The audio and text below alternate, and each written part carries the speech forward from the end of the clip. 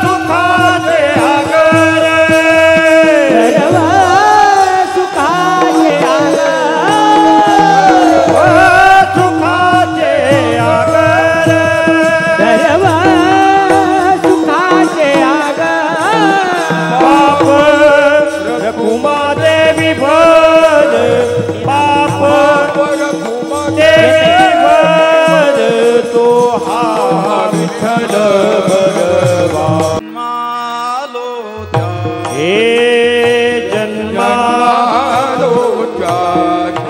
जन्मालो त्यांचे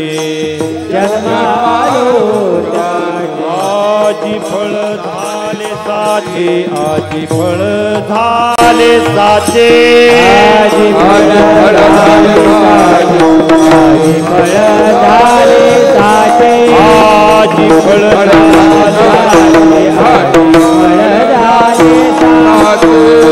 जन्मालो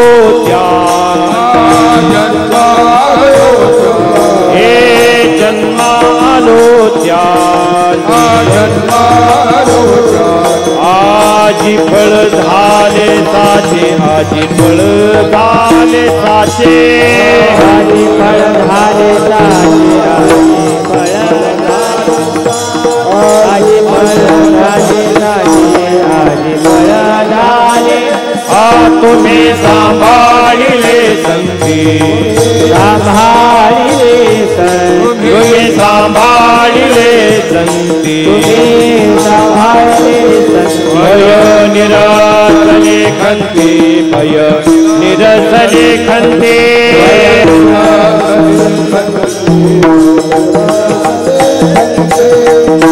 भय निरसने खंते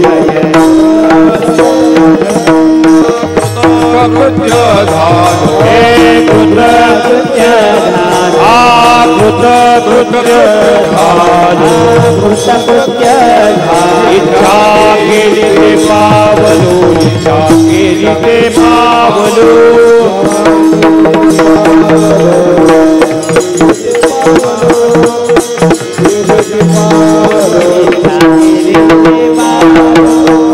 सांभाळिले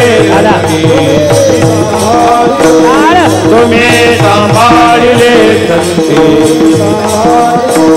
भय निरसने खंती भय निरसने खंती निरसने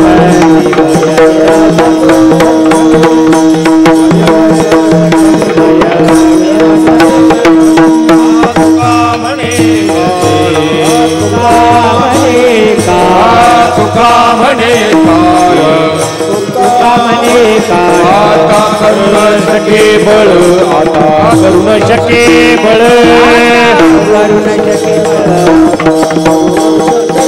आता करुण शके बळ आता सांभाळिले संती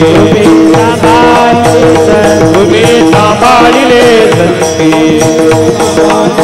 भय निरसने खंती निरसने खंती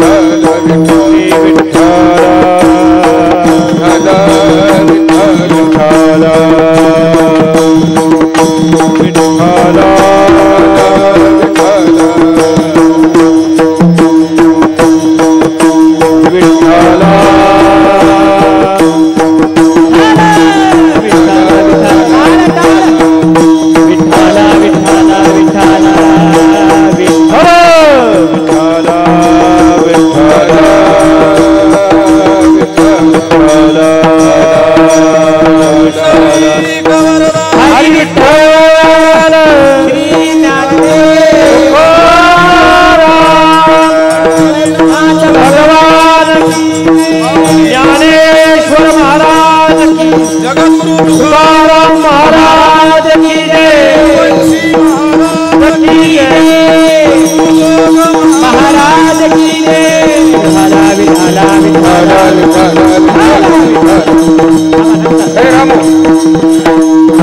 त्याचे जन्मालो त्याचे आजी फळ झाले साचे तुम्ही सांभाळिले संती भय निरसली खंती कृतकृत्य झालो इच्छा केली ते पावलो तुम्ही सांभाळिले संती भय निरसली खंती तुका म्हणे काळ आता करू न शके बळ तुम्ही सांभाळिले संती भय निरसली खंती विठ्ठल विठ्ठल विठ्ठल विठ्ठल विठ्ठल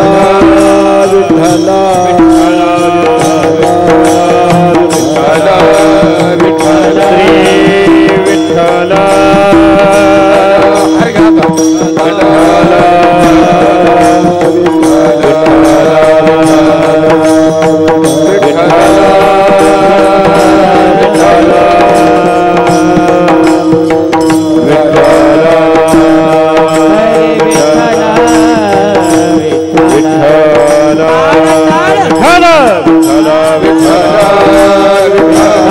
श्री विठ्ठल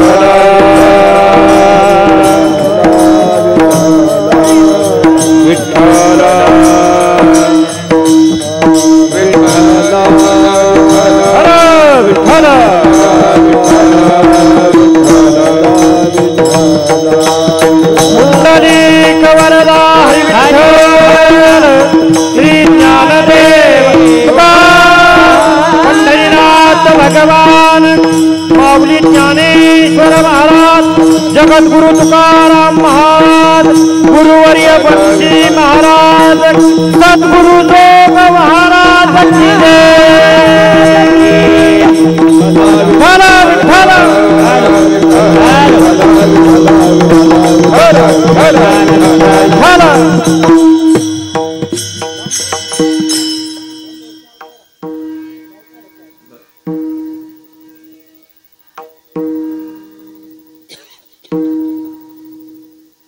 श्रीकांतं कमलावरं वररुचिं श्रेष्ठं रमावल्लभं मोक्तारं कलिपङ्कमग्न जनता वृन्दस्य भक्तप्रियं गोगोपीगणवेष्टितं मधुरया वाण्या स्तुतं सज्जनैः तं भीमातटवासिनं प्रभुवरं श्री पाण्डुरङ्गं भजी पाण्डुरङ्गा करो प्रथमा नमना पाण्डुरङ्गा करो प्रथमा नमना दुसरे चरणा संततिया दुसरे चरणा संतति दुसरे चरणा संततिया कंचन कठे का विस्तार कठे का विस्तार कठे का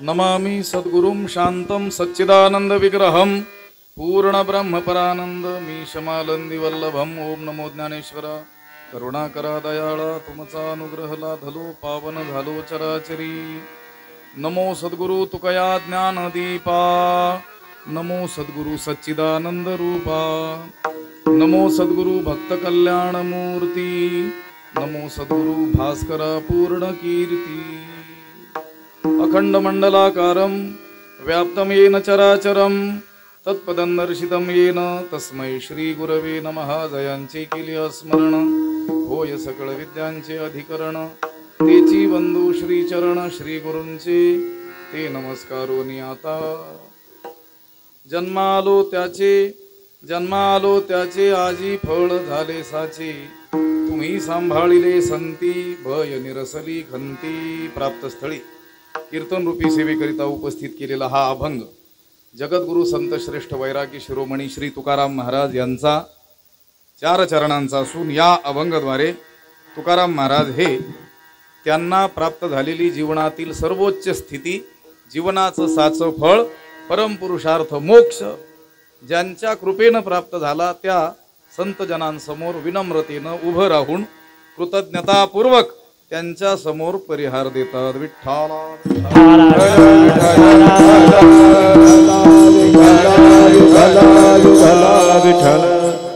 या ठिकाणी ही जी नैमित्तिक सेवा आहे कीर्तनाची, ही कैलासवासी बबनदास माधवदास बैरागी काका यांचं हे प्रथम पुण्यस्मरण आहे. आणि या पुण्यस्मरणाला अनुलक्षून ही नैमित्तिक कीर्तनाची सेवा या ठिकाणी संपन्न होते आहे. कैलासवासी बबनदास काकांच्या पाठीमागे परिवार गंभा लक्ष्मीबाई बबनदास बैरागी या त्यांच्या पत्नी आहेत. आपणा सर्वांचे परिचित प्रोफेसर डॉक्टर विजयकांत बबनदास बैरागी म्हणजे बैरागी सर, सौ संगीता घनश्याम वैष्णव या मुलगी आहेत त्यांच्या, संजय बबनदास बैरागी मुलगा आहे, सविता विजयकांत बैरागी या सून आहेत, अनिता संजय बैरागी सून आहेत, चिरंजीव संकेत विजयकांत बैरागी हे नातू आहेत, निलेश संजय बैरागी नातू आहेत, श्वेता विजयकांत बैरागी या नात आहेत आणि शिवानी संजय बैरागी या नात आहेत. असा त्यांचा हा परिवार.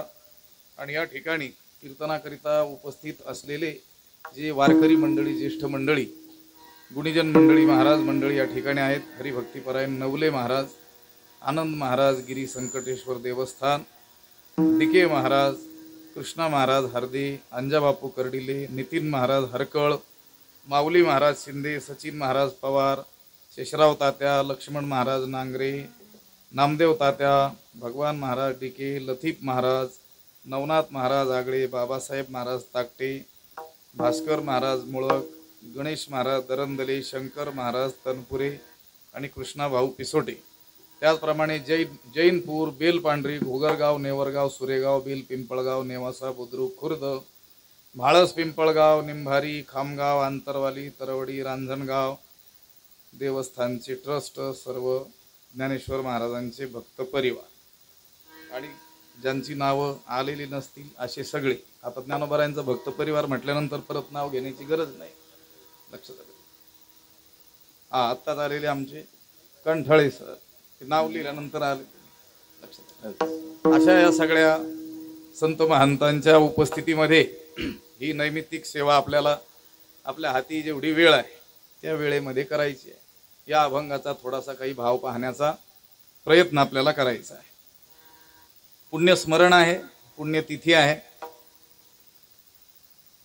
श्राद्ध, प्रथम वर्ष श्राद्ध, श्रद्धया क्रियते इति श्राद्धम, श्रद्धेनं जे केलं जातं त्यांच्या प्रत्यर्थ त्याला श्राद्ध असं म्हणतात. स्मरण म्हणजे त्यांनी आपल्यासाठी, आपल्या कुटुंबासाठी जे काही केलं, त्याग केला, त्याचं काय करायचं, कृतज्ञतापूर्वक स्मरण आजच्या दिवशी करायचं. ही नैमित्तिक सेवा आहे. या अभंगाचा शब्दशः अर्थ एकदा मी आपल्याला सांगतो, नंतर राहिलेल्या वेळेमध्ये काही चरणांचा भाव पाहण्याचा आपण प्रयत्न करू. तुकोबाराय हे संत जनांकडे गेलेले आहेत, त्यांना नमस्कार केलेला आहे. संत जनांसमोर हात जोडून विनम्रतेनं उभे आहेत. अंतःकरणामध्ये संतांविषयी कृतज्ञता आहे की ज्या संतांच्या कृपेनं जीवनाचं सर्वोच्च फळ, मानवी जीवनाचं ध्येय, साध्य, गंतव्य, प्राप्तव्य वगैरे ज्याला म्हटलं जातं, ती परमोच्च स्थिती, परमपुरुषार्थ मोक्ष तुकाराम महाराजांना प्राप्त झालेला आहे. आणि ज्यांच्या कृपेनं हा मोक्ष आपल्याला प्राप्त झाला त्या संत जनांसमोरच हा आपला मोक्षाचा अनुभव तुकाराम महाराज कथन करत आहे. हे संतजन हो, मनुष्य म्हणून मी जो जन्माला आलो त्या मनुष्य जीवनाचं साचं फळ म्हणून ज्याचं वर्णन केलेलं आहे तो परमपुरुषार्थ मोक्ष मला प्राप्त झालेला आहे. जन्म आलो त्याचे आजी फळ झाले साचे. मनुष्य म्हणून मी जो जन्माला आलो त्या जन्माचं साचं फळ म्हणून शास्त्रामध्ये ज्याचं वर्णन केलेलं आहे, किंवा हे संतजन हो तुम्ही देखील वारंवार आम्हाला सांगत आलेला आहात की मानवी जीवनाचं हे खरं फळ आहे, ते मला आज प्राप्त झालेलं आहे. असं तुकाराम महाराजांनी संत जनांसमोर आपल्याला प्राप्त झालेल्या सर्वोच्च स्थितीचा अनुवाद केल्यानंतर संत जनांनी तुकाराम महाराजांना शाबासी दिली. तुकोबाराय, तुम्ही या जीवनाच्या साच्या फळापर्यंत पोहोचला, ही काही सामान्य गोष्ट नाही. मोक्ष दुराराध्युकीर होय ज्ञानोबा म्हणतात. सगळ्यात दुर्लभाती दुर्लभ गोष्ट जर कोणती असेल तर ती मोक्ष आहे. आणि त्या मोक्ष अवस्थेपर्यंत तुम्ही पोहोचलात. हे काही सहजासहजी घडलं नाही. तुम्ही अनंत जन्म यासाठी सायास केलेले असले पाहिजेत. म्हणून तुम्ही या फळापर्यंत पोहोचलेला आहात. अशा रीतीनं कौतुक केलं, शाबासी दिली, संतजनांनी स्तुती केली तुकोबारायांची. तुकोबारायांना ती स्तुती रुचली नाही. तुकोबाराय म्हणतात, मी परमपुरुषार्थ मोक्ष मिळवला ही गोष्ट खरी आहे, पण तो मोक्ष मिळवण्यामाग माझा काही फार पुरुषार्थ आहे असं नाही आहे. खरी गोष्ट ही आहे की हे संतजन हो, मला हे जीवनाचं जे साचं फळ आज प्राप्त झालं त्याच्या मागचं मुख्य कारण आहे तुम्ही सांभाळिले संती. हे संतजन हो, तुम्ही माझा सांभाळ केला म्हणून हे शक्य झालं. 1.5 चरण झालं या अभंगाचं. राहिलेले 2.5 चरण काय आहेत तर जीवनाचं साचं फळ म्हणून तुकाराम महाराजांना नेमकं काय प्राप्त झालं की जे संत जनांच्या कृपेमुळे प्राप्त झालं असं म्हणतात. त्या जीवनाच्या साच्या फळाचं वर्णन 2.5 चरणात आहे. मला हे मिळालं म्हणून मी म्हणतोय जीवनाचं साचं फळ मला प्राप्त झालं. भय निरसली खंती, माझं समूळ भय नष्ट झालं. खंती म्हणजे माझी चिंता नष्ट झाली. कृतकृत्य झालो, कृत्य कृतम येन सहा कृतकृत्य हा. करण्यास योग्य असं जे जे काही म्हणून शास्त्राने सांगितलेलं आहे त्याला कृतकृत्य म्हणतात, कृत्य म्हणतात. आणि ते करून ज्याचं झालं त्याला म्हणतात कृतकृत्य. मी कृतकृत्य झालो, मी धन्य झालो. इच्छा केली ते पावलो. आणि आध्यात्मिक इच्छा, देवदर्शनासंबंधीच्या इच्छा ज्या मी अनंत काळापासून वराशी बाळगलेल्या होत्या, हे संतजन हो, तुम्ही माझ्यावर कृपा केली त्यामुळं त्या आध्यात्मिक समूळ समस्त इच्छा माझ्या पूर्ण झाल्या. इच्छा केली ते पावलो. तुकोबाराय, तुम्हाला असं आणखी काय विशेष प्राप्त झालं ज्यामुळं तुम्ही म्हणता जीवनाचं साचं फळ मला प्राप्त झालं. तुकोबाराय म्हणतात, जगाला ग्रासू पाहणारा हा बलवान असलेला काळ की ज्या काळाच्या चपेट घातातून आजपर्यंत कोणीही सुटलेला नाही, तो असा महाभयंकर बलवान काळ सुद्धा आता माझ्यावर कोणत्याही प्रकारचं बळ करू शकत नाही. तुका म्हणे काळ आता करू न शके बळ. आता म्हणजे तुम्ही सांभाळल्यानंतर जी स्थिती मला लाभलेली आहे, आता तो बलवान काळ देखील माझ्यावर कोणत्याही प्रकारचं बळ करू शकत नाही. हे जीवनाचं साचं फळ हे संतजन हो, तुम्ही सांभाळल्यामुळं आज मला प्राप्त झालं. असा या अभंगाचा शब्दशः संपूर्ण अर्थ आहे. विठ्ठल विठ्ठल विठ्ठल विठ्ठल विठ्ठल विठ्ठल विठ्ठल. आपल्याला प्राप्त झालेलं हे जीवन हे देखील फळ आहे. कीर्तन लक्षपूर्वक ऐकावं लागेल तर कीर्तन कळेल. तर कळेल असं नाही, तरच कळेल. नाहीतर तुम्ही म्हणाल नाही लक्ष दिलं तर नाहीतर डोमलं सुद्धा कळणार नाही. कीर्तनात गाढव, घोडे, म्हशी, कुत्रे वगैरे काहीच येणार नाहीत. आलं तर ओव्या, अभंग, श्लोक, रुचा, प्रमाण इत्यादी येतील. त्यामुळं मनानं धैर्य धरून कीर्तन ऐकावं लागेल. अगोदर सांगितलेलं बरं, आपलं इति स्पष्टम लक्षात स्पष्ट असेल बरं. आपल्याला लाभलेलं हे मानवी जीवन हे देखील फळ आहे. हा प्राप्त झालेला मौल्यवान अमूल्य असा नरदेह हे देखील फळ आहे. या जीवनामध्ये जे सुखदुःखात्मक भोग आपल्याला प्राप्त होणार आहेत हे देखील फळच आहेत, फळच असणार आहे. पण लाभलेलं जीवन आणि त्या जीवनात प्राप्त होणारे सुखदुःखात्मक भोग हे कर्माचं फळ असणार आहे. कर्माचं फळ ही गोष्ट वेगळी आहे आणि जीवनाचं फळ, साचं फळ ही गोष्ट भिन्न आहे. हे जीवन जे प्राप्त झालं ते देखील कर्माचं फळ आहे. मागे अनंत जन्मामध्ये जे काही कर्म आपण केले आणि त्या कर्माचा अजून भोग झालेला नाही, असं कर्म भोग दिल्याशिवाय तर काही नष्ट होत नाही.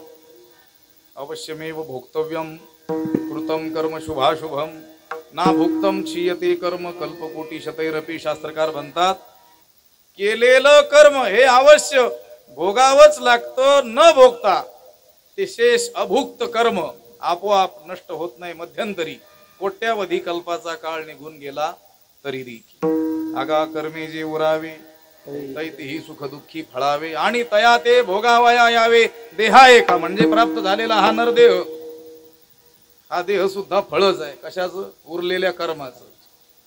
आता सांगितलेला श्लोक आणि तशाच समानार्थक असलेली ओवी, या दोघांचाही विचार नाथ महाराजांनी हरिपाठात केले भोगा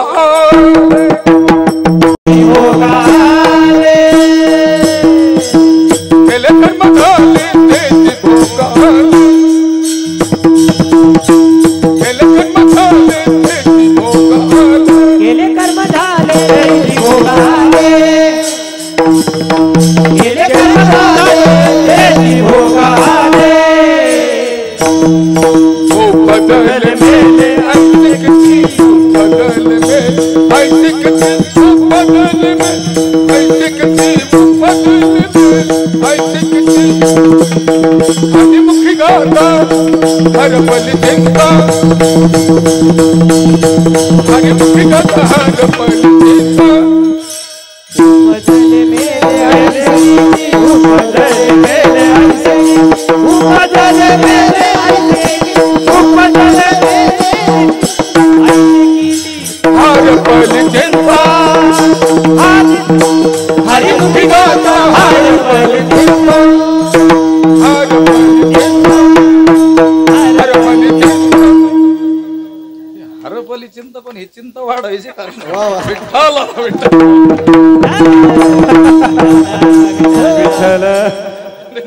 हे जे नवीनच म्हणणारे आहेत ना, त्यांची तर चिंता वाढेल अशी. केले कर्म झाले तेची भोगा आले, उपजले मेले ऐसे किती. सोपं नाथ महाराजांनी सरळ रीतीने ते श्लोक आणि ओवीचा अर्थ याच्यामध्ये सांगितलेला आहे. सुखदुःखात्मक भोग रूपानं आपल्याला प्राप्त होतं. प्राप्त झालेलं जीवन हे देखील फळच आहे, ते कर्माचं फळ आहे. पण त्या कर्माचं फळ असणार आहे. कर्माचं फळ ही गोष्ट वेगळी आणि जीवनाचं फळ ही गोष्ट काय आहे? वेगळी आहे. जीवनाचं साचं फळ तुकाराम महाराजांना काय झालेलं आहे? प्राप्त झालेलं आहे. फळ शब्दाचा थोडक्यात अर्थ सांगतो. फार शास्त्रीय चिंतन आपण काय करणार नाही. थोडी गरिबी हटाव योजना राबूया. पहिली वेळ आहे इकडे येण्याची. फळ शब्दाचा अर्थ आहे शेवट. थोडक्यात अर्थ फळ म्हणजे शेवट, ज्याच्यानंतर आता काही नाही त्याला म्हणतात फळ. उदाहरण, अहो एखाद्या झाडाचं वृक्षाचं बीजारोपण आपण केलं, त्याला अंकुर फुटला, रोपट्यात रूपांतरण झालं, मोठा त्याचा वृक्ष झाला. आता मला सांगा, त्या वृक्षाला मुळं आहेत, खोड आहे, फांद्या, शाखा उपशाखा आहेत, पुन्हा पानं आहेत, त्यानंतर फुलं आहेत, त्यानंतर फळ आहे, त्यानंतर काही, ज्याच्यानंतर काहीच नाही त्याला काय म्हणायचं? फळ. फळ खरं फळ, साचं फळ इथंच समजून सांगतो. आता हे पहा, आंब्याचं झाड आपण लावलं, ते झाड मोठं झालं, पानं फुलं आली, पण त्याला फळच लागली नाहीत, आंबे झाले नाहीत, तर त्या झाडाला आपण काय म्हणतो? निष्फळ. हे झाड कसं आहे? निष्फळ आहे. म्हणजे आंबे लागले नाहीत तर त्या आंब्याच्या झाडाला आपण काय म्हणतो? निष्फळ. अहो निष्फळ कसं असेल? त्याला खोड आहे, फांद्या आहेत, पानं आहेत, हे काही फळ नाहीत का? त्याचा उपयोग नाही का? त्या खोडाचा सुद्धा काय आहे? उपयोग आहे. फांद्यांचा सुद्धा काय आहे? उपयोग आहे. पानांचा सुद्धा काय आहे? उपयोग आहे. म्हणजे ते फळच आहेत. आंब्याच्या झाडाचं खोड हे आंब्याच्या झाडाचं फळच आहे. फळ आहे पण साचं फळ नाही. लक्षात आलं का? खोड आहे, फांद्या आहेत, पानं आहेत, फुलं आहेत, पण त्याला आंबेच लागले नाही, तरी देखील सुज्ञ माणसं त्या झाडाला काय म्हणतात? हे झाड कसं आहे? निष्फळ आहे. अगदी या झाडाच्या उदाहरणावरून आपल्याला समजून घेता येईल. माणसानं जीवनामध्ये अन्य सर्व काही मिळवलं, पण ज्याकरिता हे जीवन दिलेलं आहे तो परमात्मा किंवा ते भगवत दर्शन केलं नाही तर माणसाचा जन्म निष्फळ गेला. नाही तरी जन्म गेला विठ्ठलाची एक देखी, नाही तरी जन्म गेला नाही तरी जन्म गेला वाया, नाही तरी जन्म गेला. सांगतो तू माझी भगार विठ्ठला, सांगतो तू माझी भगार विठ्ठला, सांगतो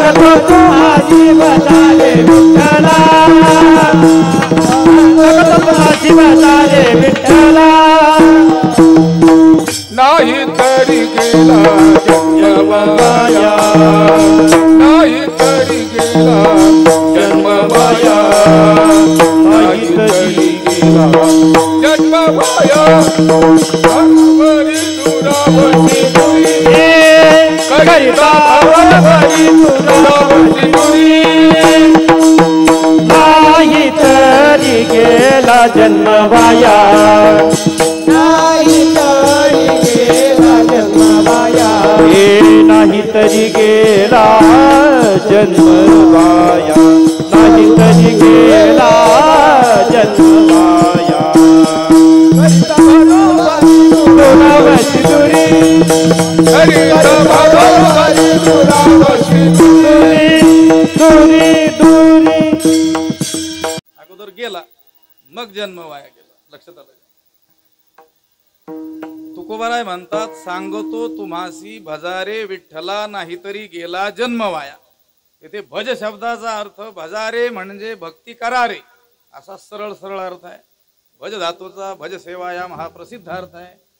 पण भगवान भाष्यकार शंकराचार्यांनी भज धातूचा अर्थ प्राप्ती या अर्थामध्ये देखील केलेला आहे. ज्ञानविहीन सर्वमतेन मुक्तीम न भजती जन्मशतेन. तुकोबारायांना म्हणायचं हे मानवांनो तुम्ही जर पांडुरंग परमात्म्याचं दर्शन त्याचं ज्ञान त्याची प्राप्ती आपल्या जीवनात करून घेतली नाही तर तुमचा हा समूळ जन्म काय झाला वाया गेला. एक दिवस वाया गेला, 2 दिवस, आठवडा, महिना नाही, वर्ष नाही, जन्म पूर्ण जन्म वाया गेला जर देवाची प्राप्ती करून घेतली नाही तर. गोष्ट अशी आहे की मानवी जीवन हे फळ असलं त्या जीवनात प्राप्त होणारे सुखदुःखात्मक भोग हे देखील फळ असले तरी ते शेष कर्माचे फळ आहेत. पण मानवी जीवनाचं एकंदर फळ म्हणून जे सांगितलेलं आहे ते भगवत दर्शन आहे. भगवत दर्शना व्यतिरिक्त मानवानं आपल्या जीवनामध्ये काहीही मिळवलं तरी देखील त्याचं जीवन पूर्ण झालं असं मानण्यात येत नाही. या जगाचा राजा जरी झाला तरी देखील तो आपल्या स्वजीवना संबंधानं धन्यतेचे उद्गार कधीही काढू शकत. प्रभू झाला तरी संसाराचा दास, तो जगाचा मालक जरी झाला तरी तो कोण आहे? संसाराचा शेवटी दास आहे. दुःखच त्याला भोगावं लागतं. कोणताही राजा आपल्या जीवनासंबंधानं धन्यतेचे उद्गार, कृतकृत्यतेचे उद्गार, पूर्णतेचे उद्गार काढू शकत नाही. पण कोणीच काढलेले नाहीत का? काढलेले आहेत. कोणी? संतांनी. पण संतांनी आपलं जीवन जे धन्य झालं असं म्हटलेलं आहे ते काही भौतिक वस्तूचा लाभ झाला म्हणून आमचं जीवन धन्य झालं असं म्हटलेलं नाही आहे. धन्य आम्ही जन्मालो दास विठोबाचे झालो दास विठोबाचे झालो दास विठोबाचे झालो. धन्य आम्ही जन्मालो दास विठोबाचे झालो दास विठोबाचे झालो. धन्य आम्ही जन्मालो दास विठोबाचे झालो विठोबाचे झालो दास विठोबाचे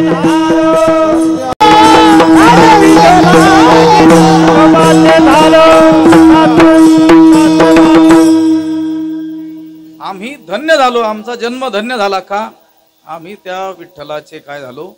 दास झालो. आमचं जीवन धन्य झालं यात कोणत्याही प्रकारचा संदेह नाही.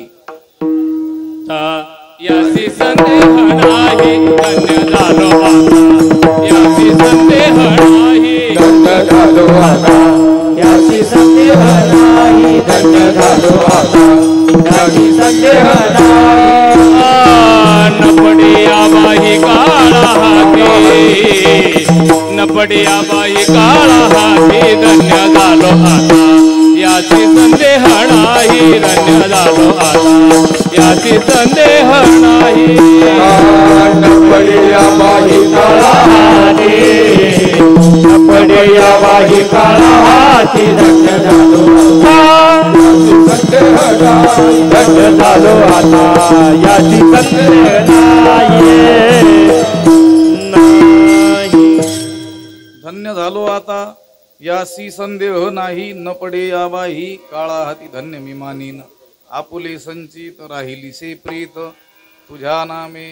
संतांनी आपल्या आपल्या जीवनासंबंधानं धन्यतेचे उद्गार सर्वत्र काढलेले आपल्याला आढळून येतात. धन्योहम त्या पंचदशीत तर तो साधक पूर्णतेला पोहोचल्यानंतर 7-8 श्लोक आहेत त्याचे, की माझं जीवन काय झालं, धन्य धन्य झालं.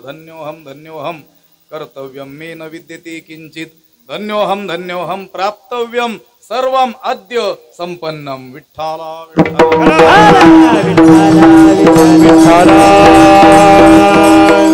मिळवण्यासारखं जे काही होतं ते सर्व मी मिळवलं, त्यामुळं आता माझं करायचं शिल्लकच राहिलं नाही, त्यामुळं माझं जीवन काय झालं, धन्य झालं. हे धन्यतेचे उद्गार कधीचे आहेत, भगवत दर्शनानंतरचे आहेत. परमात्म स्वरूपाशी एकरूप होऊन गेल्यानंतरचे ते उद्गार आहेत. मुक्त अवस्थेत गेल्यानंतरचे ते काय आहेत, पूर्णतेचे ढेकर आहेत. सुखे येता ती ढेकर. विठ्ठला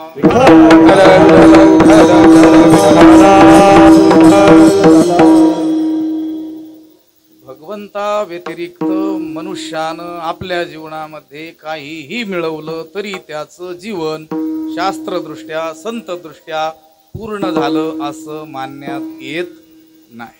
भलेही तो अज्ञानानं मी आता धन्य झालो असं म्हणत असेल, पण तो मूर्खाच्या नंदनवनात वावरतो. संत त्याला कधी धन्य म्हणणार नाहीत किंवा शास्त्र त्याला कधी ह्या पूर्ण झाला असं म्हणणार नाही. भगवान भाष्यकार शंकराचार्यांचे अनेक ग्रंथ आहेत. साधारणतः 3 भागामध्ये त्याचं वर्गीकरण करता येणं शक्य आहे. विठ्ठला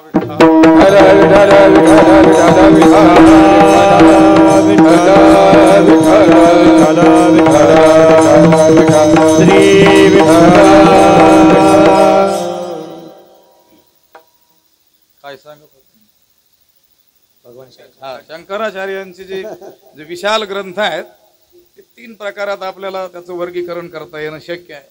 एक आहे भाष्यवाङ्मय, आणि त्यांना भाष्यकार म्हणतात. भाष्यं करोति इति भाष्यकारः. भाष्यकारा ते वाट उसतु. ज्ञानोबराय त्यांना अध्यात्माची वाट विचारतात, ते भाष्यवाङ्मय विशाल वाङ्मय आहेत. दुसरा आहे प्रकरण ग्रंथ, आणि तिसरा आहे स्तोत्र वाङ्मय. आता आपल्याला स्तोत्र वाङ्मयाशी देणं घेणं आहे. त्याच्यातील एका स्तोत्राशी आणि त्याच्यातीलही प्रातिनिधिक गरिबी हटाव योजना एका श्लोकाशी देणं घेणं आहे. सगळं चिंतन करता येणं काही शक्य नसतं तासाभरामध्ये. आचार्यांनी त्यामध्ये त्या पूर्ण स्तोत्रामध्ये जवळजवळ 26-27 गोष्टी अशा सांगितलेल्या आहेत जगातील ठळक, की या गोष्टी तुम्ही जीवनामध्ये मिळवल्या म्हणजे काय फार मिळवलं, म्हणजे काय तुमचं धन्य झालं जीवन, म्हणजे काय तुमचं जीवन कृतार्थ झालं, पूर्ण झालं नाही.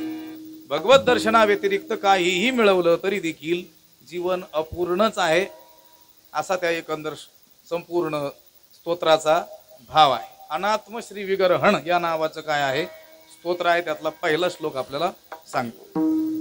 लब्धा विद्या राजमान्या ततः किम प्राप्ता संपत् प्राभवाढ्या ततः किम भुक्ता नारी सुंदरांगी ततः किम येन स्वात्मानैव साक्षात कृतो भूत. भगवान भाष्यकार आचार्य म्हणतात, ज्याच्या माध्यमातून आत्मसाक्षात्कार होणार नाही असं काहीही मिळवलं तरी काय फार मिळवलं तुम्ही. लब्धा विद्या राजमान्या ततः किम. राजमान्या विद्या लब्धा, सरकार मान्य विद्या एखाद्याने मिळवली, MA-PhD वगैरे, लक्षात आलं, LLB MBBS वगैरे, फार काय झालं, शिकू नये का, मग शिकावं. भौतिक शिक्षण देखील काय आहे आवश्यकच आहे.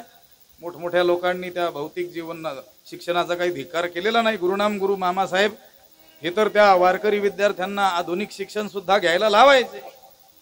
वैकुंठवासी सद्गुरू पांडुरंग बाबा वैद्य, मृदंगाचे महामेरू, त्यांना अगदी लहानपणी आळंदीला आणून घातलेलं होतं 5वी-6वीच्या वयाचे असताना.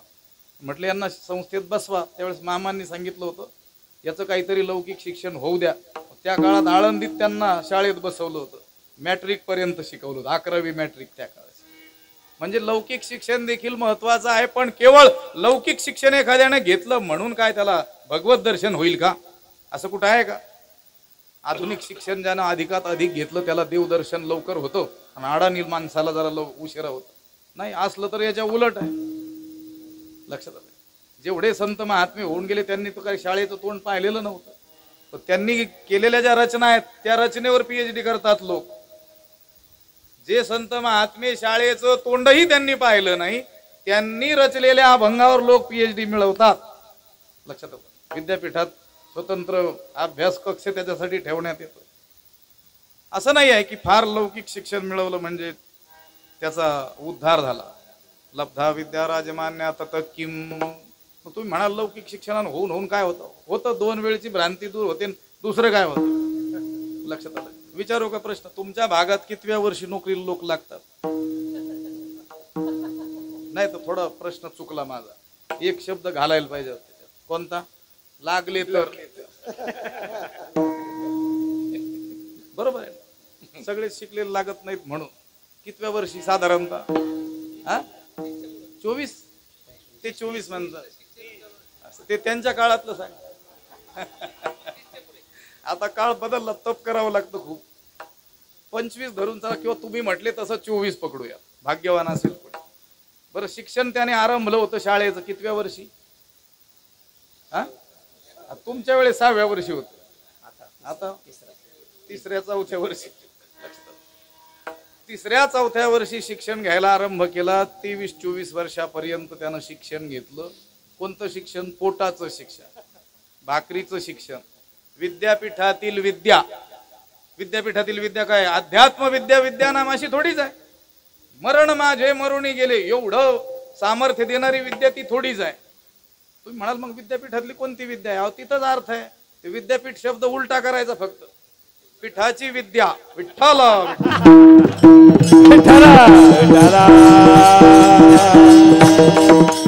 किती वर्ष शिकला माणूस? 20 वर्ष. काय शिकला? पोट भरण्याचं ज्ञान प्राप्त होईल एवढं शिकला. पशुपक्ष्यांना तर त्याची गरज नाही. कधी पाहिले का पशु पक्षी कुठं कॉलेजला गेले म्हटल्या 2-3 वर्ष शिकावं लागेल, नाही तर काही पोटा पाण्याचं काही पाहता येणार नाही. जी विद्या फक्त 2 वेळची भ्रांती दूर करते तिच्या प्राप्तीकरिता माणसानं आयुष्याचा महत्वाचा 20 वर्षाचा कालखंड खर्च केला. पण ज्या विद्येनं जीवनाची कृतार्थता होते, तृप्ती होते, पूर्णता जीवनाला येते, ती ब्रह्मविद्या मिळवण्यासाठी किती काळ खर्च केला? कशाचा काळ खर्च केला? कीर्तनात तासभर बसणं होत नाही माणसाला. लक्षात आलं? क्षण एक मुक्ती यत्न नाही केला. यत्न म्हणजे प्रयत्न.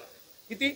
एक क्षण सुद्धा मुक्तीसाठी प्रयत्न केला नाही. अहो, ज्यांनी जन्मोजन्मी प्रयास केला असेल त्यांना सुद्धा ती मुक्ती दुर्लभ आहे. तर मग एक क्षणभर सुद्धा यत्न न करणाराच्या काय? तुम्ही म्हणाल त्याला मिळेल का? विठ्ठला.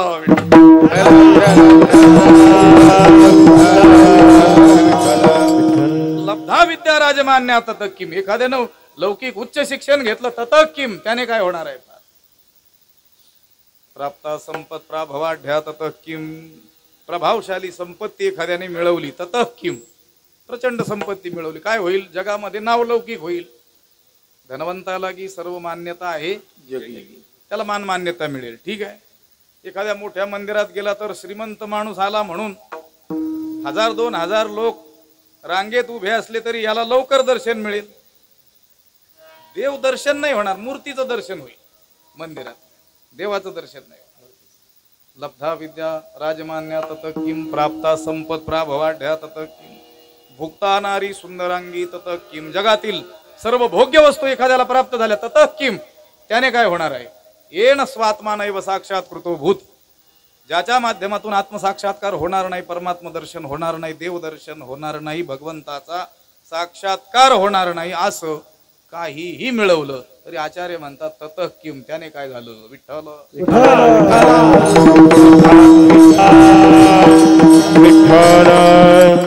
याचा अर्थ असा आहे की भगवत दर्शनामध्ये जीवनाची कृतार्थता आहे, सार्थकता आहे. तुका म्हणे जन्मा आल्याची सार्थक. पुढं काय? विठ्ठलची एक देखिलिया. तिथं असं काय आहे का? बंगलाची एक बांधिलिया, धनाची एक मिळविलिया. जुळतंय थोडस यमक. आताचा काळ जरा पाहता, निवडणुकीची एक जिंकलिया असं नाही. तिथं काय? विठ्ठलाची एक देखिलिया. एकमेवाद्वितीयम ब्रह्म. नेहनानास्ति किंचन असं ज्या परमात्म्याचं वर्णन श्रुतीनं केलेलं आहे त्या विठ्ठल परमात्म्याचं दर्शन करण्यातच जीवनाची काय आहे सार्थकता आहे. तुम्ही म्हणाल आम्ही तर पाहतो त्या देवाला, दरवर्षी जातो, महिन्यालाही जातो, काही ते पाहणं झालं. दर्शन शब्दाचा अर्थ आहे ज्ञान, एक रूपतेचा अनुभव. तो देव आणि मी एकच आहे, मी वासुदेव तत्वता या बोधावर पोहोचणं हे त्या परमात्म्याचं खरं काय आहे दर्शन आहे. जगद्गुरु तुकाराम महाराजांना संत कृपेनं असं भगवत दर्शन घडलं. त्यांना परमात्म्याशी एक रूपतेचा अनुभव आला. तुका म्हणे मुक्ती परिणिली नोवरी, आता दिवसचारी खेळी मिळी या बोधाला ते पोहोचले. जीवन मुक्त ते झाले आणि आपल्याला लाभलेली ही जीवन मुक्ती संत कृपेनं लाभलेली आहे हे जाणून संत जनांकडे गेले, त्यांना नमस्कार केला, उभे राहिले, हात जोडलेले आहेत. अंतकरणामध्ये संतांविषयी प्रचंड कृतज्ञतेचा भाव आहे. आणि ज्या संतांच्या कृपेनं हे जीवनाचं साचं फळ परमपुरुषार्थ मोक्ष मुक्त अवस्था आपल्याला लाभली, त्याच संतांसमोर त्या अवस्थेचं वर्णन करतात अभंगाच्या पहिल्या. जन्मालो त्याचे जन्मालो त्याचे जन्मालो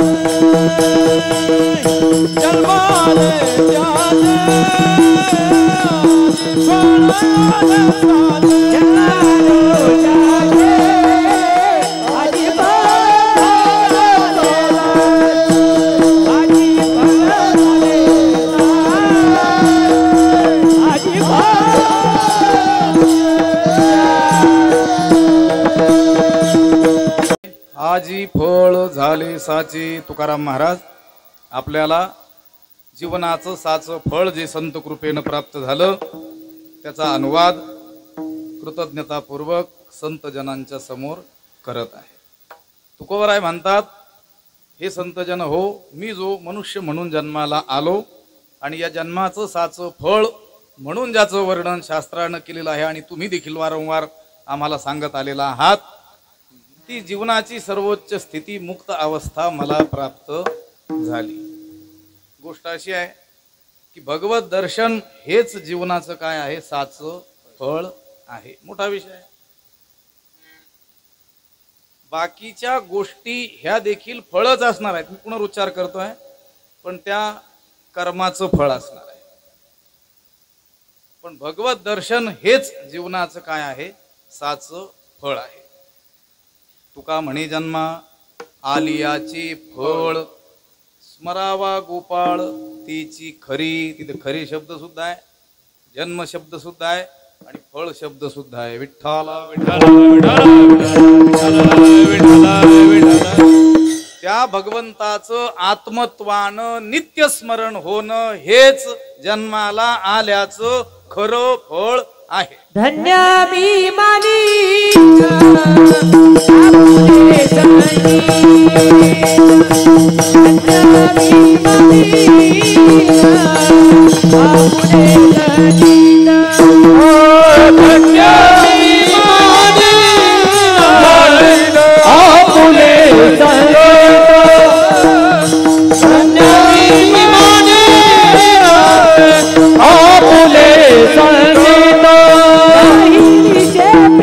तुझे नामी नाही नित्य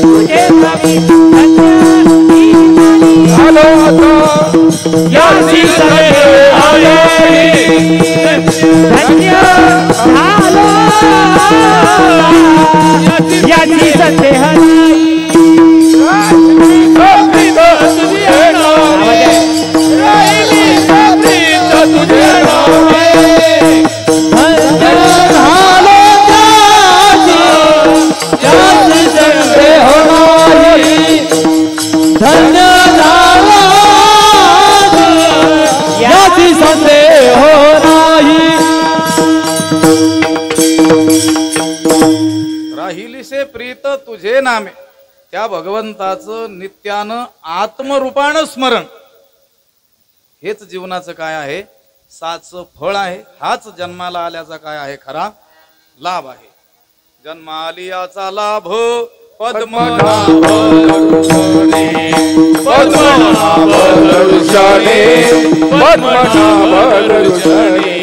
जन्मालियाचा लाभ पद्मनाभ दर्शने पद्मनाभ दर्शने पद्मनाभ दर्शने जन्मालियाचा लाभ पद्मनाभ दर्शने पद्मनाभ दर्शने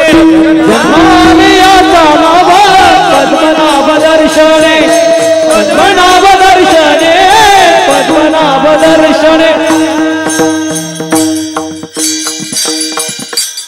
जन्मालियाचा लाभ काय लाभ आहे खरा जन्माला आल्याचा पद्मनाभ दर्शने त्या पद्मनाभ परमात्म्याचं आत्मत्वानं दर्शन त्याच्याशी एकरूपतेचा अनुभव हेच जीवनाचं काय आहे साचं फळ आहे यासाठीच हे जीवन आपल्याला प्राप्त झालेलं आहे या जीवनामध्ये त्या भगवत दर्शना व्यतिरिक्त आपण काही मिळवलं तरी जीवन धन्य मानल्या जाणार नाही तुकोबारायांना जीवनाचं साचं फळ परमपुरुषार्थ मोक्ष प्राप्त झाला आणि ज्या संतांच्या कृपेनं तो प्राप्त झाला त्यांच्या समोर उभं राहून कृतज्ञतेनं तुकोबाराय त्यांना सांगतात जन्मालो त्याची आजी फळ झाले साची आजी संसार सुफळ झाला गे माय काय मिळालं त्यांना देखील पाय विठोबाचे त्या भगवंताचं चरण दर्शन स्वरूप साक्षात्कार त्यामुळं आमचा संसार काय झाला सुफळ झाला त्याची सरली येरधार झाला सफल व्यापार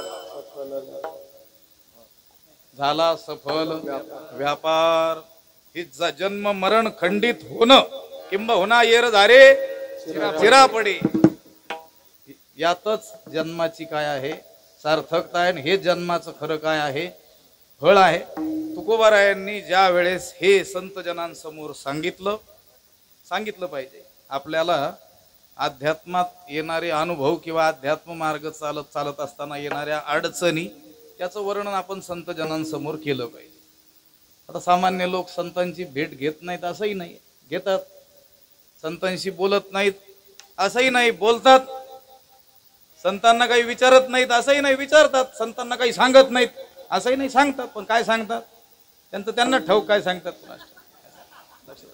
संसारातल्या गोष्टी सांगतात नका मजपाशी वधू प्रपंचाची विशी तुकोबाराय म्हणतात ज्या संसाराचं वर्म आम्हाला कळालेलं आहे तुका म्हणे त्याचे कळले आम्हा वर्म जे जे कर्म धर्म हा संसार नाशवान आहे हे आम्हाला कळून चुकलेलं आहे आणि त्याच संसाराविषयी गोष्टी पुन्हा तुम्ही आमच्या समोर येऊन करता लक्षात आलं की भान राहत नाही संसारिक लोकांना आपण संतांसमोर काय बोललं पाहिजे किंवा काय बोलत आहोत याचं भानच राहत नाही कारण त्यांच्या दृष्टीनं संसाराला काय असतं महत्व असतं झालेली गोष्ट सांगतोय त्या ओंकारेश्वरला शिकायला होतो मी 2007-8 साली तिथं शिवपुरी म्हणून एक जिल्हा आहे मध्य प्रदेशात आणि सगळा शिवपुरी जिल्हा ज्यांच्या नावावर उतारा निघतो असे एक महात्मा राजघराण्यातील सगळं वैभव सोडून संन्यासी झालेले त्यांनी त्यांचा एक शिष्य माझ्याकडे शिकायला ठेवलेलं होतं त्यावेळेस महेश चैतन्य नावाचं ते म्हटले मी एवढ्या मोठ्या राजघराण्यात जन्मलेलो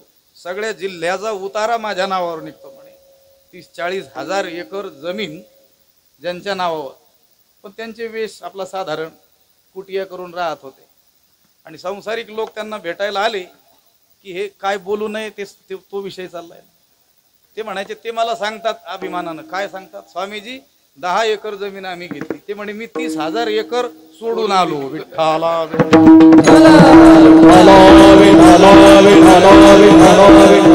संतांना ज्या गोष्टीचं मोलच नाही त्याचं वर्णन तिथं काय करता? असं सांगा की माझे 50 पारायण झाले, अजून 50 मी करणार आहे 2 महिने.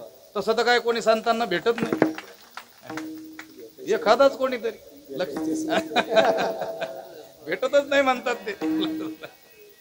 उलट तो संत जर करत असेल तर त्याची गती संथ होते यांच्या नादाला लागून. लक्षात आलं? अशी गोष्ट आहे. संतांजवळ जावं. तुकोबारायने ते सांगितलं सरळ, जाशी तरी जाई संतांची या गावा, घेशी तरी घेई संतांची ते भेटी. संतांची भेट घे, संतांशी चर्चा कर.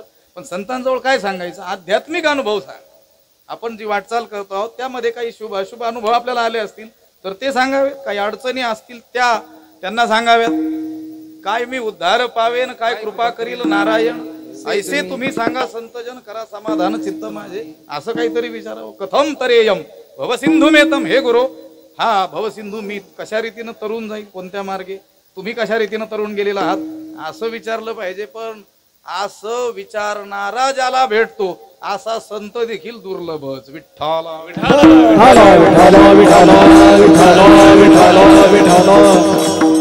बरं, अशा प्रश्नांची उत्तर देणारा संत असेल तर त्याच्याकडे जाणारही दुर्लभ, हाती दुर्लभ. लक्षात आलं? ज्ञान सांगणाऱ्या संतांकडे लोकांची वानवाच आहे. रात्रीच कुठं मी सांगितलं होता विषय. स्वामी विवेकानंदांचे गुरु महाराज रामकृष्ण परमहंस, त्यांना विचारलं होतं कोणीतरी, म्हणजे तुम्ही एवढे उच्च कोटीचे महात्मे आहात, तुमच्याकडे येणाऱ्या लोकांची संख्या थोडीशीच दिसते म्हणे. 4-6 लोक दिवसभरात आलेले दिसतात आणि दुसरीकडे गर्दीच, आलोट गर्दी. लक्षात आलं? भयंकर गर्दी म्हणे, चंगराचंगरी होण्याची वेळ. त्यावेळेस त्यांनी उत्तर दिलं होतं. लक्षात ठेवण्यासारखं उत्तर आहे. मग कळेल आपल्याला फक्त गर्दी असणं म्हणजे संतत्वाचं चिन्ह नाही. नाहीतरी आपले जे वारकरी स्थान आहेत तिथं तुम्हाला अशी भयंकर गर्दी नाही दिसणार. देहूला, भांडारा डोंगरावर, आळंदीला, जाऊ दे एवढं लांब, नेवासेला. लक्षात आलं? रामकृष्णांनी उत्तर दिलं होतं, माझ्याकडे भले लोक कमी येत असतील, दुसरीकडे तुम्ही म्हणता तसं खूप जात असतील, पण माझ्याकडे येण्याची त्यालाच बुद्धी होते ज्याचा हा शेवटचा जन्म असतो. विठ्ठला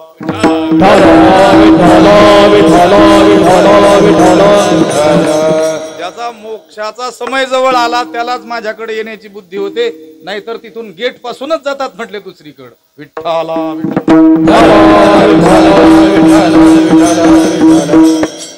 संतांकडे जावं, आपले आध्यात्मिक अनुभव सांगावेत. तुकाराम महाराजांना संत कृपेनं जे जीवनाचं साचं फळ परमपुरुषार्थ मोक्ष प्राप्त झाला त्याचं वर्णन संतांसमोर जाऊन तुकाराम महाराजांनी केलं.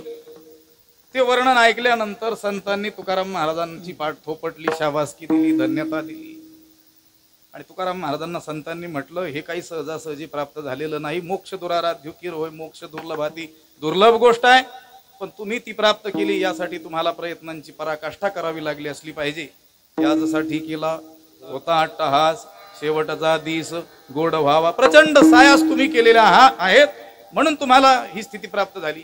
हे कसं घडलं असेल? उदाहरण सांग. एखादा लहान मुलगा शाळेत शिकणारा, 6वी 7वीचा 5वीचा, शाळेचा निकाल होता, तो निकाल घेऊन पळतच आला ज्याला ज्येष्ठ मानलंय अशा आपल्याकडे कुणाकडे तरी, आणि त्याला सांगू लागला कौतुकानं, शाळेत माझा 1 नंबर आला.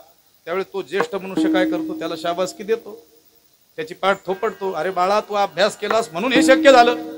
सुट्टीच्या काळात तू काही उन्हाळक्या केल्या नाहीस, भटकला नाहीस, मोबाईल पाहिला नाही, टीव्ही पाहिली नाही, अभ्यास केला म्हणून हे काय झालं? शक्य झालं. असा ज्याप्रमाणे ज्येष्ठ व्यक्ती त्या लहानाची पाठ थोपटतो, त्याप्रमाणे तुकोबरायांची स्तुती केली कोणी?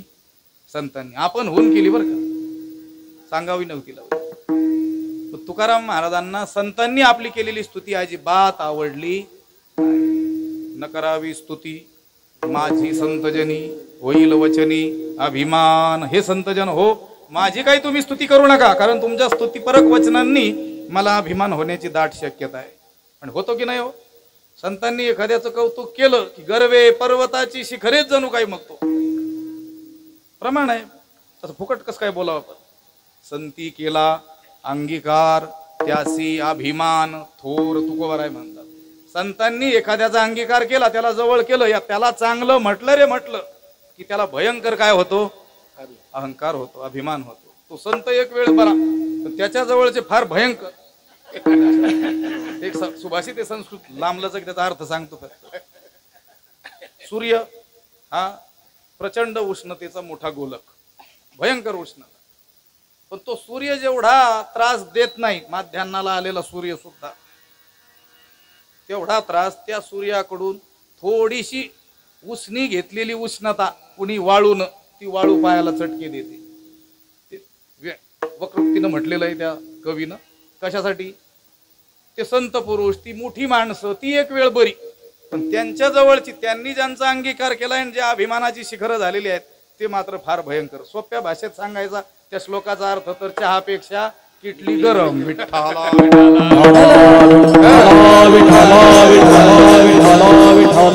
बरं, संत एखाद्याची स्तुती करतही असतात, आईचं हृदय असतं चांगलं म्हणतच असतात. ते वाईट कसं काय म्हणतील?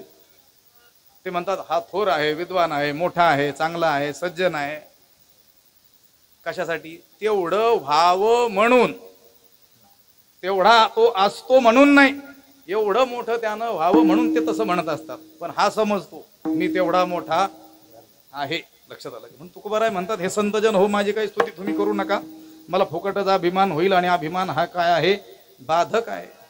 तिळ मात्र जरी होय अभिमान, मेरू तो समान, भारदेवा अहंकार अहंकाराचा वारा, न लागो राजसा माझ्या विष्णुदासा.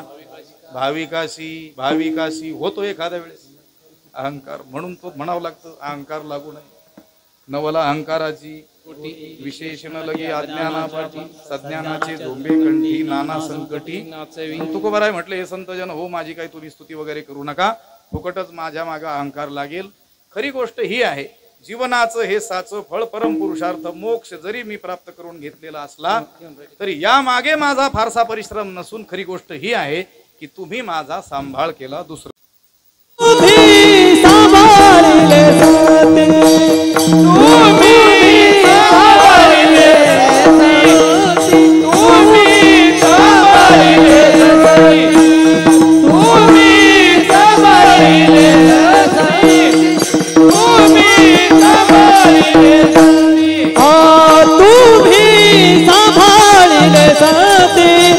तुम्ही सांभाळिले संधी, तुम्ही सांभाळिले संधी,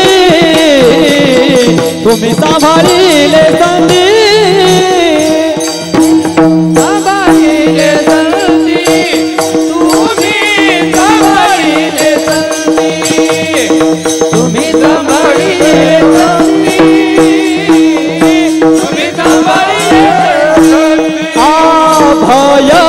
निरसाली खाती, भय निरसाली खाती,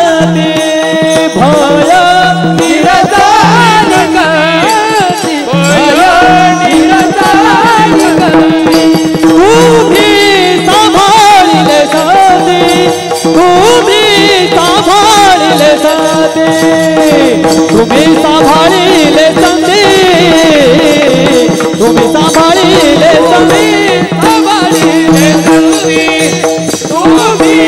सांभाळिले संधी.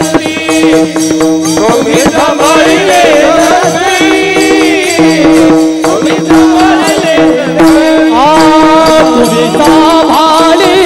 संधी, भय निरसाली खाती, भय निरसाली खाती, भय निरसाली खाती, भय निरसाली खाती, भय निरसाली खाती, आणि भय निरसाली खाती. मुबारक हुमायूं, मुबारक हुमायूं, मुबारक हुमायूं, मुबारक हुमायूं, मुबारक हुमायूं, मुबारक हुमायूं, मुबारक हुमायूं, मुबारक हुमायूं, मुबारक हुमायूं, मुबारक हुमायूं, मुबारक हुमायूं, मुबारक हुमायूं, मुबारक हुमायूं, मुबारक हुमायूं, मुबारक हुमायूं.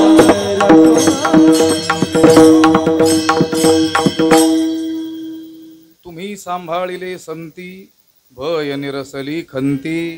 तुम्ही सांभाळिले संती, आता थोड्या वेळ सांभाळा, आता काय 15-20 मिनिटं. सांभाळ की 1 तास 1.5 तास, आता 15-20 मिनिटं सांभाळ की झालं.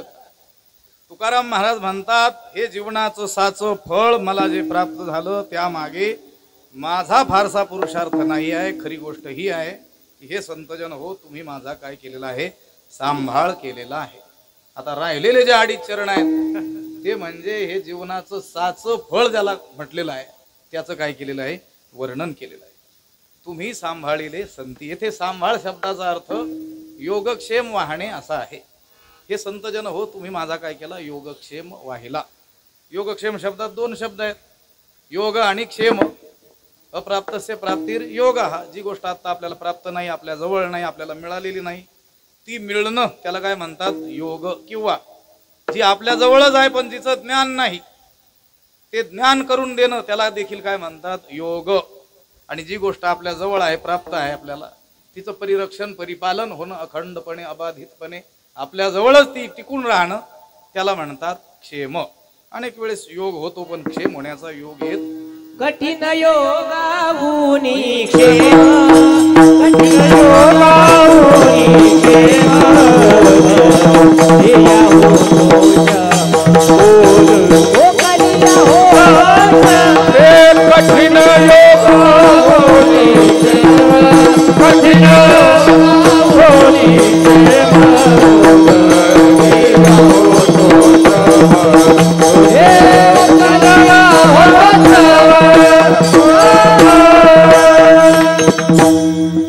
योगापेक्षा क्षेम कठीण आहे.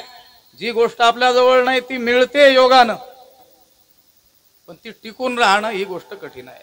धन देखील उद्योगाच्या निमित्तानं संचित जर जोरावर असेल तर मिळतं, पण ते टिकून राहणं ही गोष्ट काय आहे, कठीण आहे. कीर्ती नावलौकिक योगायोगाने मिळतो, योग असेल, पण तो टिकणं काय आहे, कठीण आहे. असंच आहे, योगापेक्षा क्षेम कठीण आहे. पण हे संतजन हो, तुमच्या कृपेनं माझ्या जीवनात योगही घडला. परमात्मा हे माझं स्वरूपच, माझ्याहून तो वेगळा नाहीच, पण त्याची जाणीव मला नव्हती, अज्ञान होतं. त्याचं ज्ञान, त्याचा बोध तुम्ही करून दिला. हा योगही तुमच्यामुळे घडला. आणि तुम्ही दिलेलं ज्ञान ते अखंडपणे हृदयात माझ्या तसंच राहिलं. हेही तुमच्या कृपेनंच घडलं. हाही क्षेम तुमच्यामुळेच घडला. अशा रीतीनं योगक्षेम तुम्ही माझा सांभाळला. तुम्ही झाले ती कृपाळ, माझा केला जी सांभाळ. माझा सांभाळ तुम्ही केला, कारण तुम्ही कृपाळू आहात. दृष्टांतासह संतजन कसं सांभाळतात ते सांगतात. तैसे मज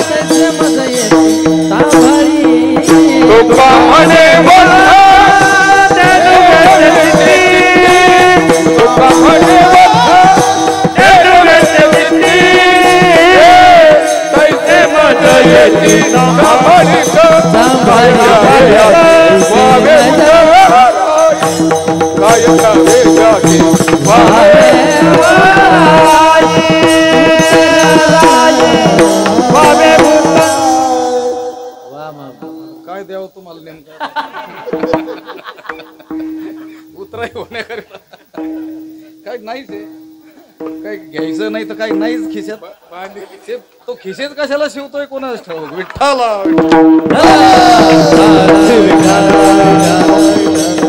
तुका म्हणे वत्स धेनुवेच्या चित्ती तैसे मज येती सांभाळीत. हे संतजन हो, तुम्ही माझा सांभाळ केला म्हणून हे जीवनाचं साचं फळ मला प्राप्त झालं. आणि गोष्ट खरी आहे की संतांनी आपला अंगीकार केल्याशिवाय, त्यांनी कृपा केल्याशिवाय हे शक्य होत नाही.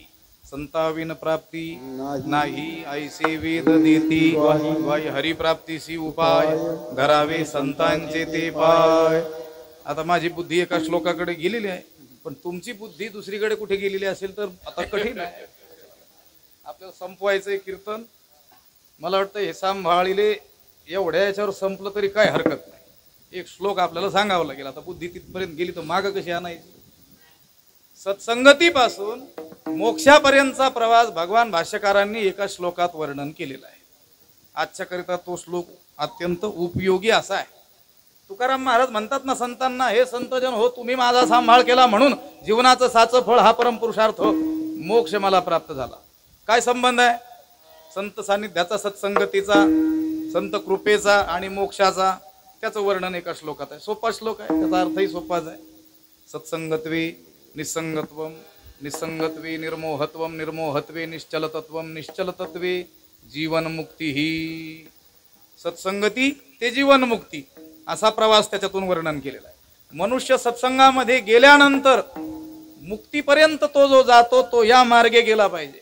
आपली पंढरपूरला दिंडी जाते, आता दिंडीतलेच लोक आहेत सगळे म्हणा. माऊलींचा 16 जणू काही सरांनी गोळा केलाय.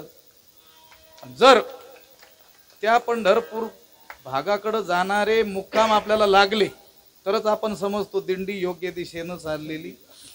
ही वैजापूरकडची जर गावं लागली मध्ये तर. त्यामुळं हा श्लोक अत्यंत उपयोगी आहे. जे आपण आपल्याला समजत असतो की आम्ही सत्संगात आहोत, तर मग सत्संगात असू तर मग हे लाभ आपल्याला झालेत की नाही. ठीक आहे, अजून जीवनमुक्तीपर्यंत नसल गेलो आपण. सत्संगत्वे निसंगत्वम, सत्संगतीचा पहिला लाभ आहे तो मनुष्य निसंग झाला पाहिजे. अन्य संग त्याचे सुटले पाहिजे. सताम संगो ही भेषजम, संतांचा संघ हे औषध आहे, अन्य संगतीवर जालिम औषध. सत्संगत्वे निसंगत्वम, ज्याला निसंगता लाभलेली आहे. निसंगत्वे निर्मोहत्वम, तो निर्मोही झाला पाहिजे. निर्माण मोहा जितसंग दोषा जया पुरुषाचे कामन, सांडूनी गेली मोहमान. असं आपलं झालंय का? संतांच्या संगतीत गेलो, निसंग आपण झालो का? निसंग झालो असो तर निर्मोह झालो की मानाची आणखीच अपेक्षा आपली वाढलेली आहे. ज्याचं त्यानं काय करायचं, तपासून पाहायचं. हे शास्त्र वचन आणि संत वचन म्हणजे आरसे आहेत. आरसा तर प्रत्येकाला आवडतो ना. जगात कोण असा आहे की ज्याला आरसा आवडत नाही? एक जण आहे बा, दर्पणाशी नकटेला जी. नकटे माणसाला आवडत नाही का? तो एवढा खर्च करून हा आरसा आणला ना, हा खुशाल मला काय दाखवतो, नकटा दाखवतो. एक भांडलाच त्या आरशाशी, तुला 2000 रुपये खर्च करून आणलं, तू खुशाल मला नकटा दाखवतोस. आरसा काय म्हटला, मालक तुम्ही नकटेचा हात तर मी कसं दाखवतो? जैसा तैसा दावी आरसा नकट्या कैसा पालते, नकट्या कैसा पालते, नकट्या कैसा पालते. जैसा तैसा दावी आरसा नकट्या कैसा पालते, नकट्या कैसा पालते, नकट्या कैसा पालते. आरसा काय दाखवतो? जैसा तैसा दावी नकट्या कैसा पालटे. तो काय खोटं, ते काय सेल्फीचा कॅमेरा आहे का? काळा असलं तर त्याला ते गोरं करता येतं म्हणतात. लक्षात आलं? असं संत वचन, शास्त्र वचन ही आरसे आहेत. ती वचनं घेऊन आपण दुसऱ्याला तपासायचं नाही की हा सत्संगतीत जातो मग याच्यात निसंगता आली की नाही. आपण आपलं पाहायचं. 25 वर्षे जर आपण सत्संगतीत असू तर थोडी तरी निसंगता आली पाहिजे. निसंगत्वे निर्मोहत्वम, निर्मोहत्वे निश्चलतत्वम. निश्चलतत्व म्हणजे चित्त स्थिर. आणि एकदा का चित्त स्थिर झालं की थोडे आहे चित्त साह्य झाली. तया स्वांतकरण जिता सकळ कामोपशांता, परमात्मा परवता दुरी नाही. त्याच्याहून परमात्मा वेगळाही नाही, त्याला दूरही नाही. पण जर त्याचं तत्व म्हणजे अंतकरण स्थिर झालं तर. निश्चल तत्वे जीवनमुक्ती ही म्हणजे सत्संगती पासून जीवनमुक्तीपर्यंतचा हा प्रवास तुकोबारायांच्या जीवनात घडला. आता कसा घडला याचं एक कीर्तन करावं लागेल. तुकोबाराय सत्संगतीत गेल्यानंतर त्यांच्यात निसंगता कशी आली, कितीतरी प्रमाण आहेत. आता एका याच्यात आपल्याला कसं काय गुंडाळता येईल सगळं. विठ्ठला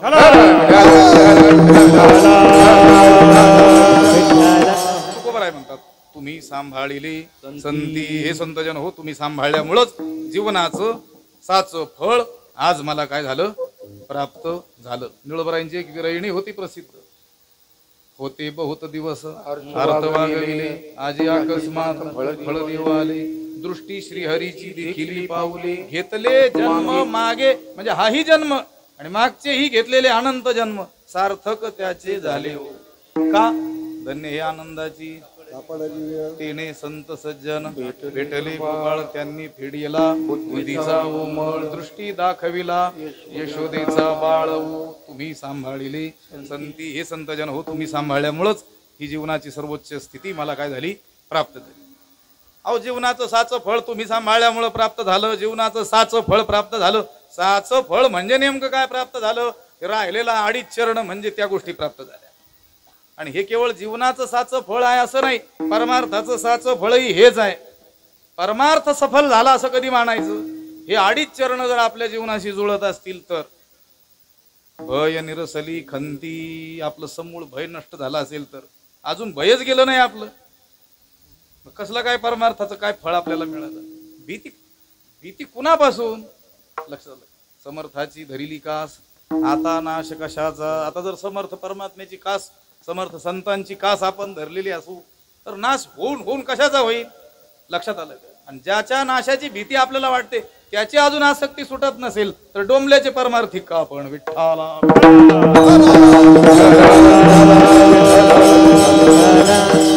आता भय म्हणजे काय, त्याचं स्वरूप काय? त्या भरतुहरीच्या नादाला लागलं तर नवरात्रच करावं लागेल. लक्षात भोगे रोग भयम कुले च्युती भयम वित्तीन रूपाला भयम टिंब टिंब सर्वम वस्तू भयान्वितम भोविनृणाम वैराग्यमेवा भयम. त्याला सोडून देऊ, मुळाशीच जाऊया. द्वितीयाद वै भयम भवती. श्रुती आहे, वेदवचन आहे. द्वितीयत्वाची कल्पना केली रे केली की भयानं जन्म घेतलाच समजायचं. भयाचं ते मूळ आहे. त्याचाच अनुवाद ज्ञानवराय करतात की नाही. आणि तुझे जव जव घडी तव तव संसार भय जोडे हे देव आपुलेनी तोंडे बोलती वेदी. जेव्हा जेव्हा द्वितीयत्वाची कल्पना मनुष्य करतो, जीव करतो, त्यावेळेस भय त्याच्या पाठीशी लागतो. भयम द्वितीयाभिनिवेशतस्यात भागवतानं सांगितलं. नाथ महाराज लिहितात त्याच्यावर, भयाचे जनक द्वैत भान द्वैत जनक माया जान माया निवर्तक ब्रह्मज्ञान संत सज्ञान बोलती. भयाचे जनक द्वैत भान. द्वैत प्रतितीतूनच भयाचा काय आहे जन्म आहे. तुकोबाराय म्हणतात आम्ही आता अद्वैतामध्ये प्रतिष्ठित झालेलो असल्यामुळं त्या भयाची जन्मभूमीच आम्ही नष्ट केली. आमचं भय समूळ नष्ट झालं. लक्षात आलं. मोठ्यात मोठं भय कोणतं जीवाला? मरणाचं. नान्यत्र मरणात भयम. या जीवाच्या पाठीमागे जेवढे काही अनंत भय असतील त्या सगळ्याच्या मुळाशी काय आहे? मरण. विंचवाला, सर्पाला, बिबट्याला, चोरांना मनुष्य भीतो. कशामुळं? मरण ओढवेल की काय या भीतीनं. पाठीमागे 2-3 वर्षापूर्वी माणसंच माणसाला भीत होती. त्या कोरोनाच्या काळात का? याचा माझ्याशी संपर्क आला, संसर्ग जर झाला तर मला मरणाला सामोरं जावं लागेल. लक्षात आलं का? पण तुकोबाराय आता अद्वैतात प्रतिष्ठित झालेले असल्यामुळं ते मरण देखील, त्या मरणाचं देखील भीत नाही आम्ही आपुल्या मरणा. विठ्ठला विठ्ठला भय निरसली खंती. खंती म्हणजे चिंता. आता निश्चिंतीने पावलो विसावा खुंटलिया धावा तृष्णेची या अवघी चिंता हरी आला हाता मग कैची भय चिंता. आता हरीच आमच्या हाताशी आला, आपला सामी केलेला असल्यामुळं आम्हाला भयही राहिलं नाही आणि कोणत्याही गोष्टीची चिंताही उरली नाही. कृतकृत्य झालो इच्छा केली ते पावलो. आणखी काय लाभ झाला तर मी कृतकृत्य झालो. कृत्य कृतम ये न सकृतकृत्य. हा करण्यास योग्य म्हणून जे जे शास्त्रानं सांगितलेलं आहे ते सगळं ज्याचं करायचं झालेलं आहे त्याला म्हणतात कृतकृत्य. काम नाही झालो पाही रिकामा. एक काम शब्दाचा अर्थ आहे प्राप्तव्य आणि दुसऱ्या काम शब्दाचा अर्थ आहे कर्तव्य. आम्हाला काही प्राप्तव्यच राहिलं नाही म्हणून काही कर्तव्यही राहिलं नाही. मी श्लोक बोलून गेलो सुरुवातीला. धन्योहम प्राप्तव्यम सर्वमाद्य संपन्नम धन्योहम कर्तव्यम मे न विद्यते किंचित. विठ्ठला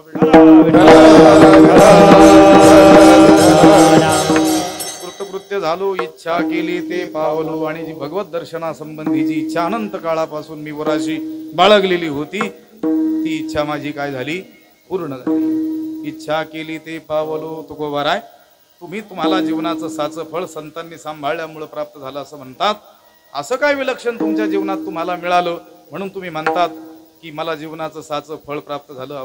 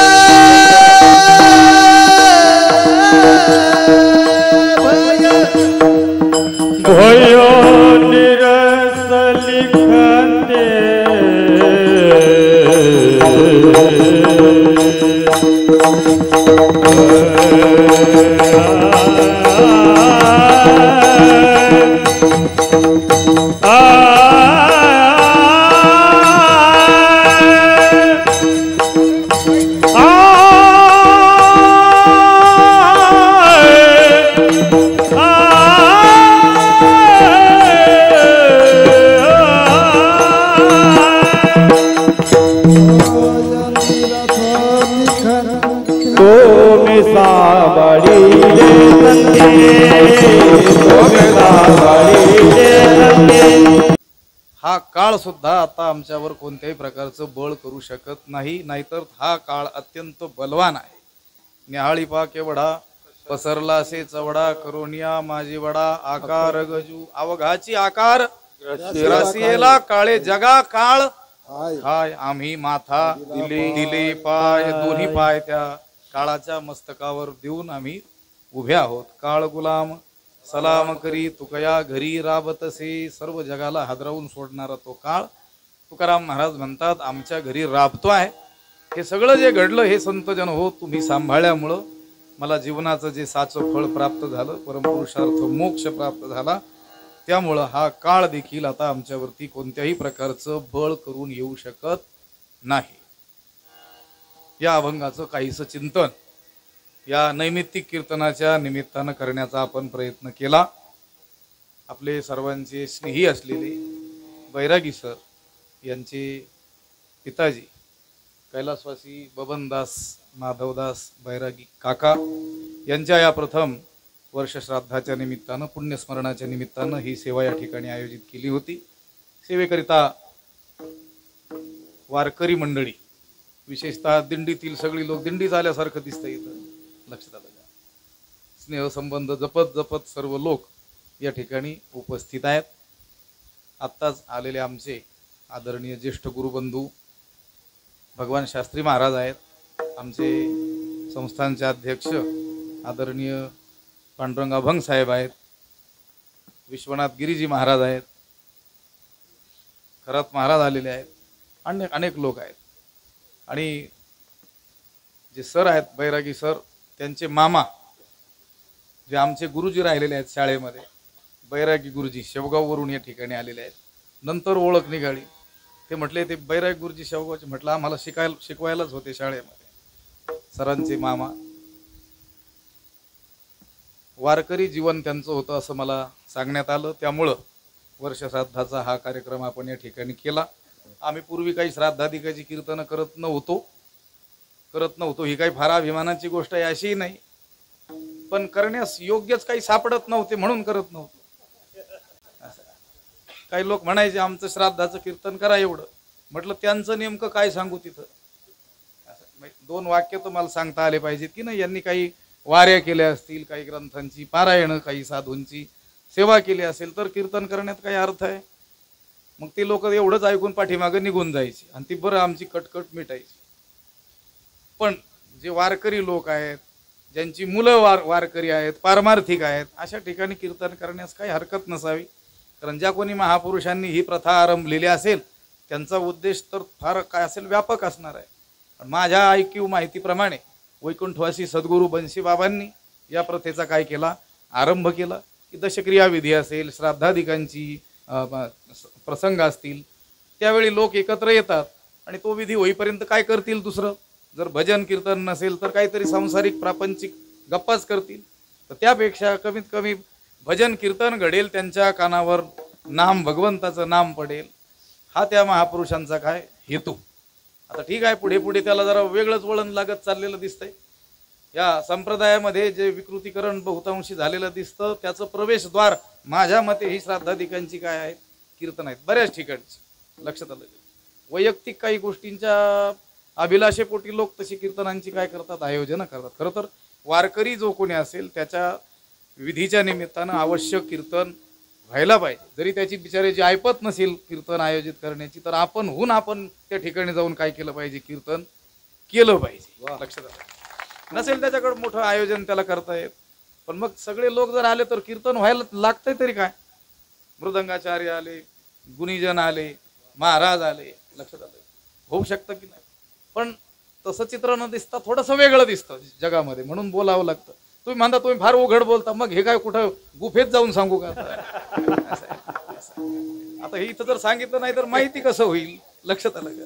बरं आम्ही नाही बोलायचं, तुम्ही तर बोलणारच नाहीत, हे तर ठरलेलंच आहे. लक्षात आलं का. गोरगरीब जरी कोणी वारकरी असेल तर त्याच्या विधीच्या निमित्तानं कीर्तन व्हावेत. जर सगळ्यांची होतच असतील तर असो.